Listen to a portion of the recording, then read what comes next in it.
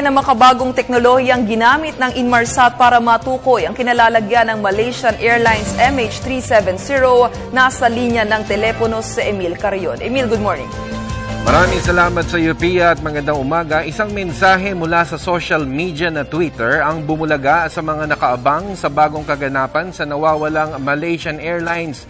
Pero bago ito, 17 days o 17 araw ang paghihintay, pag-aalala ng mga kapamilya, kaibigan ng mga pasahero at crew members ng sasakyang panghimpapawid.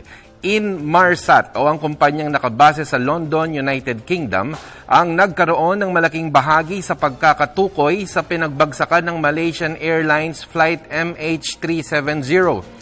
Sa mga ulat na nakalap mula sa CNN, BBC, Voice of America at iba pang mga worldwide news providers, ang mga UK investigators mula sa British satellite firm na Inmarsat ang walang tigil na nagtrabaho kaagapay ang mga search teams ng 25 bansa, kasama na rin ang ating bansang Pilipinas.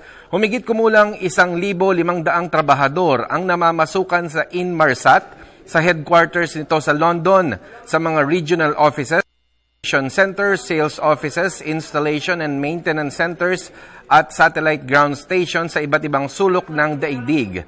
Lahat ito 24 oras na trabaho para sa 227 passengers at 12 crew members ng Malaysian Airlines ang kanilang ibinigay.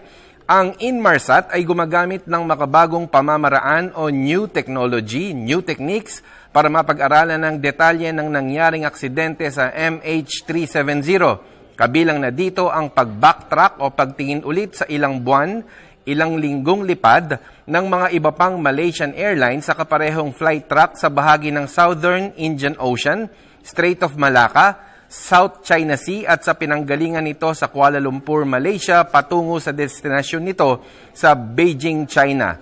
Ito ay kinumpara sa araw na lumipad ang MH370 nitong Marso 8, 2014 hanggang sa ito ay biglang nawala sa mga satellite at iba pang mga modernong komunikasyon.